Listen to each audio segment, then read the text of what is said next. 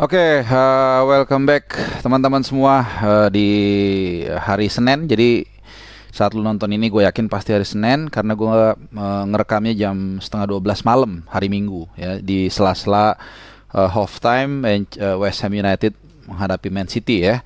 Skor sementara 1-0 bagi City waktu gue ngerekam pertandingan ini. Nah, gue di dalam 12 jam ke depan akan membuat dua video. Semuanya dari Liga Inggris. Gua akan bagi dua. Yang video pertama ini gua akan membahas pertandingan hari Sabtu, yaitu kemenangan Arsenal, terus kemenangan Chelsea dan juga hasil imbang Liverpool 1-1 dari Fulham ya. Jadi ini gua tidak cari bahan, tidak ngulik-ngulik, tapi memang dua yang terutama Liverpool dan Fulham dan Arsenal itu gue nonton total. Yang Chelsea gue hanya sedikit memberikan komentar karena gue tidak nonton full ya. Itu kira-kira round up-nya. Nah, nanti yang video kedua gue akan bikin hasil dari dua Manchester ya. Hasil dari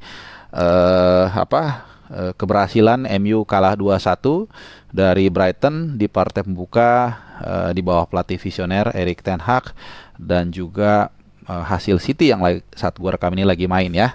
Jadi yang pertama Arsenal ini ya pembukaan pertandingannya gue kemarin nonton dan luar biasa. Sebenarnya Arsenal menang tuh nggak mudah ya kalau lu lihat.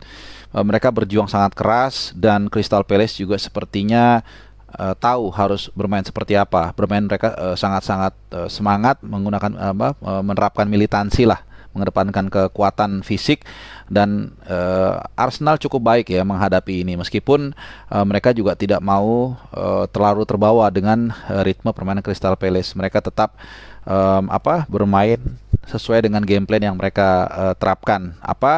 Ya seperti biasa mereka bermain kaki ke kaki, kemudian juga memanfaatkan dua back sayap mereka yang terutama di Zinchenko yang sangat luar biasa.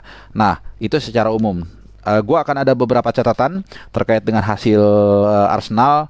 Yang pertama,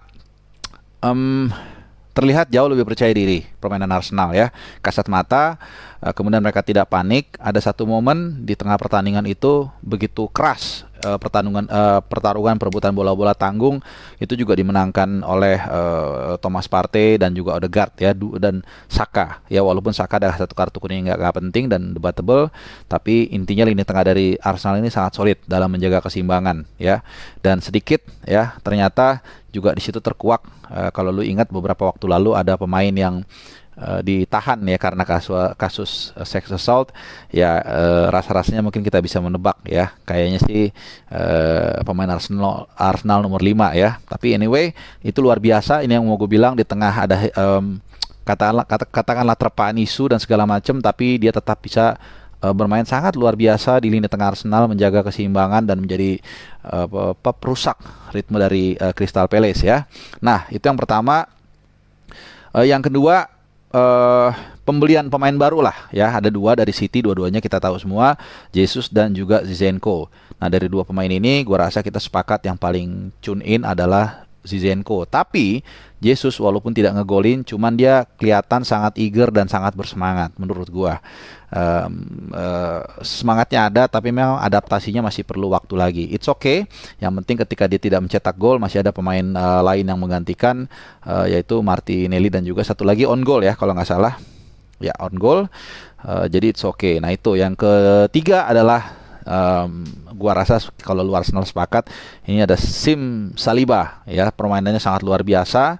Dan memang kalau kita lihat ini pemain yang sempat dibeli kemudian dipinjamkan, orang banyak yang bertanya ini sebenarnya maksudnya apa sih gitu. Jadi ternyata 3 tahun dia bertapa di Saint Etienne, di Nice dan juga Marseille, ternyata berbuah manis ya. Karena juga musim kemarin juga Marseille kalau nggak salah tuh lumayan jauh dia di kompetisi Eropa. Dan memang udah kelihatan dari situ dia bagus mainnya. Cuman gue nggak nyangka lebih bagus dari yang gue perkirakan ya. Dan gue rasa ini jadi, menurut gue bukan jadi malah ada persaingan yang negatif di lini belakang, tapi jadi banyak opsi ya. Kalau sekarang artinya Arsenal punya 3 center back yang sangat firm. Ben White yang bisa versatile juga ditaruh ke kanan, kemudian Gabriel ya yang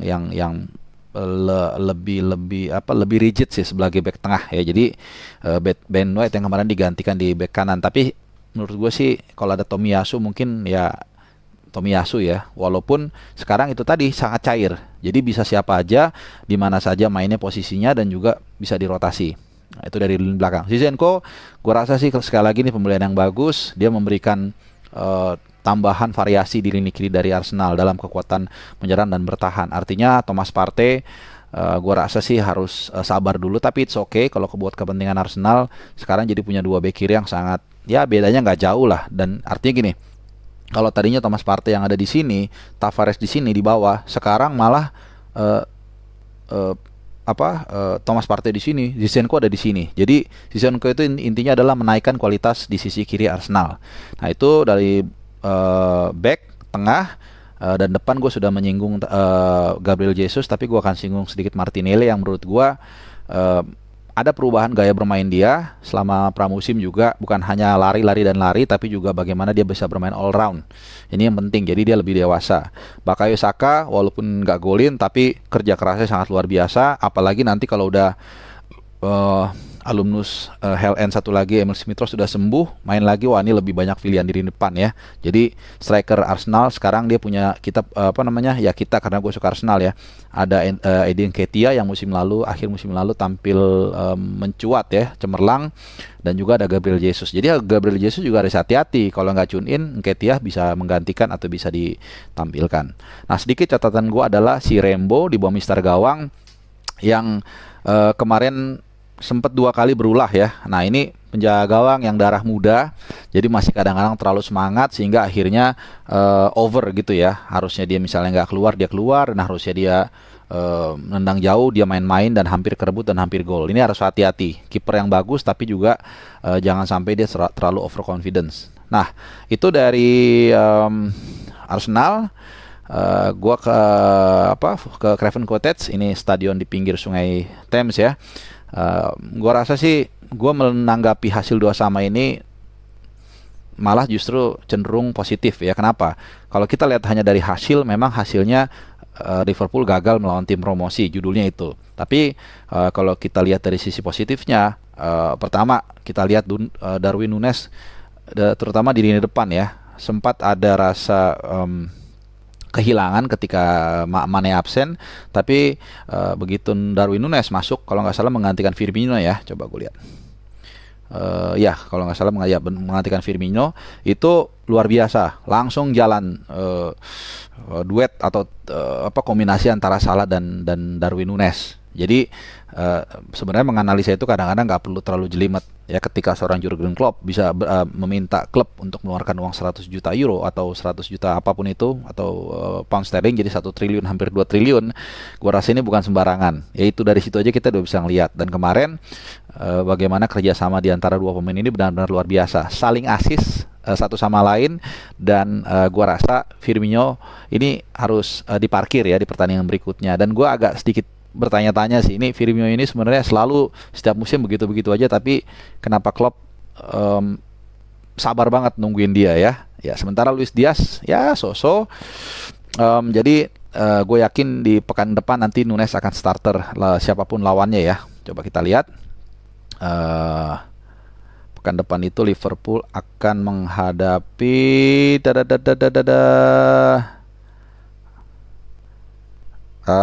Crystal Palace ya di Anfield. Jadi gue yakin Núñez akan starter. Itu mengapa di Fantasy League gue langsung bongkar dan langsung beli Núñez di depan ya. Jadi Núñez Salah ini mungkin akan seperti Gerrard dan Suarez kira-kira mungkin 8 tahun lalu lah ya, akan saling memberi. Ini luar biasa. Jadi kalau dari hasil memang nggak terlalu memuaskan, nggak terlalu juga mengecewakan. Cuman itu tadi ya, jadi ada blessing in disguise ya. Luis Diaz di kiri ya tinggal ganti-gantian sama Jota, jadi yang nggak tergantikan nanti ada Núñez dan Salah gue rasa. Di tengah seperti biasa Alcantara, Fabinho, Henderson bermain ya, mereka punya kelas lah, kalaupun sedang lagi turun nanti juga akan naik lagi. Nah di belakang satu hanya catatan gue menurut gue, yaitu Trent Alexander-Arnold. Musim lalu gue kritik permainannya tidak seperti biasanya, jauh, tapi kemarin tampaknya belum ada terlalu perubahan signifikan. Ya, gue berpikir sebenarnya saat pramusim atau kemarin istirahat itu ada gemblengan dari Klopp yang membuat dia lebih baik. Tapi kemarin dia kalau nggak salah 2-3 kali kehilangan bola. Ya intinya nggak terlalu cemerlang lah. Jadi ini ada makanya gue sempat bilang sisi kanan dari Liverpool ini perlu backup sebenarnya. Perlu satu pemain lagi, tujuannya untuk backup dan juga untuk memberikan pressure kepada TAA untuk bisa lebih menjaga performanya. Karena di kiri kan under Robertson sudah ada Tsimikas ya, yang gue rasa juga kemampuannya cukup mumpuni lah untuk membackup. Makanya Robertson juga harus lebih menjaga penampilannya untuk tidak sampai turun, karena nggak Tsimikas bisa menggantikan dengan baik ya. Nah, di luar itu sih nggak ada. Jadi itu dulu video Chelsea ya, Chelsea dengan Everton. Jujur gua nggak nonton detail, hanya nonton highlights-nya. Kalau gue bilang sih gini, intinya adalah Chelsea sebenarnya tanpa ada sorotan karena memang tidak banyak beli pemain yang wow ya, hanya kalau nggak salah Cucurella sama Koulibaly. Gua rasa ini jadi keuntungan buat mereka, sehingga sorotan nggak terlalu banyak ke mereka. Sementara sebenarnya skuad mereka cukup baik juga ya, dengan pertahanan mereka ada Koulibaly, Mendy, Reece James, dan Azpilicueta, pemain-pemain berpengalaman jebolan di Liga Champions loh ini. Kemudian Jorginho, lini tengahnya juga masih solid, ada Kante dan Kovacic. Jadi gua rasa sih harus hati-hati juga nih. Gue curiga dia bisa menyodok ke posisi kedua karena tadi keuntungan psikologis yang tidak mendapat banyak spotlight karena orang lebih sibuk membicarakan City dan Liverpool ya. Oke, itu cepat gue membahasnya. Mudah-mudahan bisa memberikan insight buat lo. Dan silakan ngasih komen. Buat lo yang mau ngasih komen, apapun itu nggak gue offin. Dan satu lagi, setelah ini gue akan menghadirkan mungkin beberapa jam lagi video hasil dua Manchester ya, dari United dan juga dari City. Oke, thank you. Selamat hari Senin. Salam sehat dan ciao.